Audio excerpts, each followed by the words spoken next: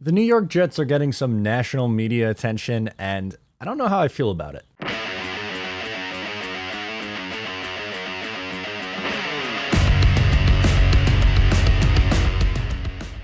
Hey, what's going on? I'm Matt O'Leary back with another video, and today I'll be talking about my mixed feelings about the national attention on the New York Jets. Before we get started today, I just wanted to mention that you can follow me on social media at Matt O'Leary NY. If you haven't already, please make sure to check out the Just Jets podcast every Monday, and then new episodes of Exit 16 West, along with other bonus Patreon perks drop on the Patreon, so check that out as well throughout the week. So I'm conflicted. And I don't really have any notes. I kind of just wanted to go through my feelings here on the Jets getting a lot of attention and in a positive way. Now, I understand where you might be coming from. You might be like, isn't that a good thing? Isn't that what you want? Yes, in a way, yes, it is. I like that the Jets are getting positive conversations and positive talk going, and it's not all LOL Jets. I think that's cheap. I think that's lazy, and it's a dumb narrative a lot of times based on things from just that are either clickbaity or trying to elicit a reaction.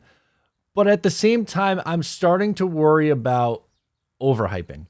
Now, maybe myself included might fall into this category at times. I guess where we'll start is DraftKings saying that the New York Jets are the most popular bet for their win total over at over 5.5, and is saying the Jets hype is real.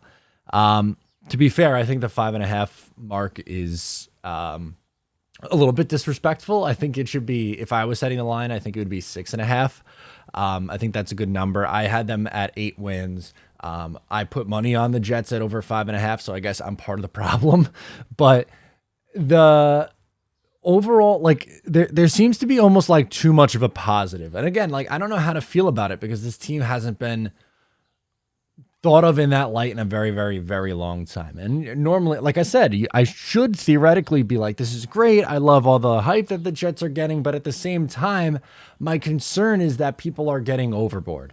Like, for instance, Robert Griffin III, who is now an ESPN personality, former football player, we all know him, says that the Jets need to win 10 games this year, that the Jets roster took a massive step forward thanks to Joe Douglas, and the fans deserve it. And he's right that the fans deserve it. I'm not going to disagree with him there.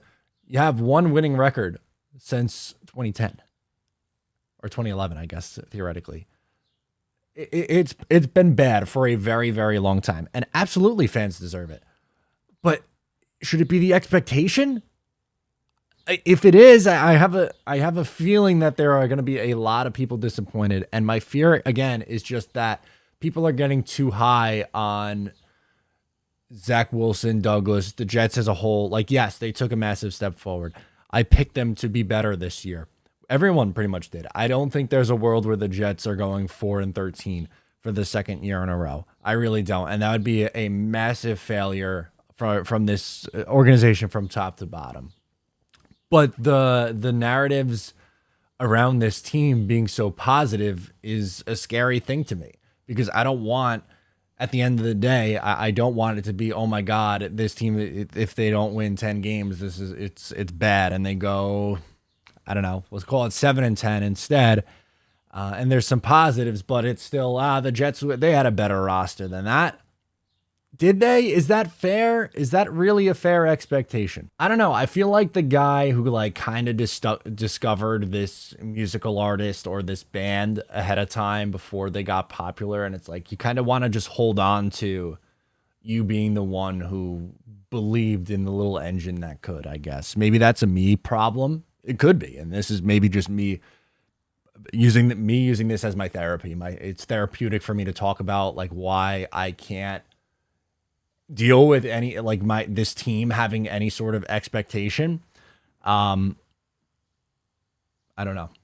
Am I crazy here? Maybe I am. Like I said, I kind of just turned on the camera and wanted to go because, again, I don't know how to feel about it. It's very mixed feelings. Like, in a way, I'm glad that it's away from all those dumb narratives that were lazy and silly and really based on nothing other than trying to get clicks and generate laughs that were cheap laughs. But now on the flip side, it's almost like it did a 180. There was no middle ground. It was, LOL, they're the Jets, they're awful too. you got to win 10 games and be in playoff contention. Otherwise, it's a failure. Like, again, yeah, the Jet fans deserve it. Hell yeah, they do. I am hoping that they win 10 games. It'd be phenomenal if they win 10 games. I've seen people predict online, and I think it's crazy here, but I've seen people predict 11 wins for this team even. Come on, guys. Again, could they do it? Is there a world where it happens? Sure. Yeah, I didn't expect the Cincinnati Bengals to be what they were last year, and that's pretty much what everyone who's making that comparison is pointing to. Is, well, no one believed in the Bengals. They loaded up, had a really good draft. Their second-year quarterback took a really big step. And I hear all those things, but so many things broke right for that team. So many things happened, and I guess that's the NFL, and I guess that could happen for the Jets here. But maybe it's because we've been beaten down. Maybe it's been because I've gotten my hopes up in the past before, and they've gotten crushed so many times that I'm apprehensive about it. That's all. That's it. Apprehensive about it. Maybe it's because I bought in 2015. I thought, hey, this is a team that could maybe, make a wild card spot, but then go on a little bit of a run against a weaker AFC in that year, lose in week 17 to Buffalo. Oh, maybe, okay, Ryan Fitzpatrick, maybe you just really needed that solid offensive line and weapons. Maybe, run it back in 2016. Stunk, fell off, rebuild. All right, Jets pass on the quarterback class in 2017. 2018 is supposed to be a pretty good quarterback class. You have the one that people think is going number 1 overall, fall to you at number 3. He turns out to not be the guy. You have to trade him and move on, and then you bring in Zach Wilson. And I like Zach Wilson a lot, and I think there's a strong chance that he's the guy. I love what we saw in the second half from last year, and he needs to take a bigger step into year 2. And the team around him is better, and I get it. There's no excuses for Zach anymore because Joe Douglas did a really good job of building up the offensive line, the running back room, the weapons, whether they be tight end at wide receiver. These are all positive things. I just don't want to get out in front of ourselves here. This is kind of the same thought process that I had about the Patriots on Monday Night Football, and a lot of people disagreed, and that's fine. I guess I'm just not either ready for it or don't know how to react to it. So anyway, just strange feelings, and I wanted to get those out because, I don't know, why go to therapy when I could talk on YouTube?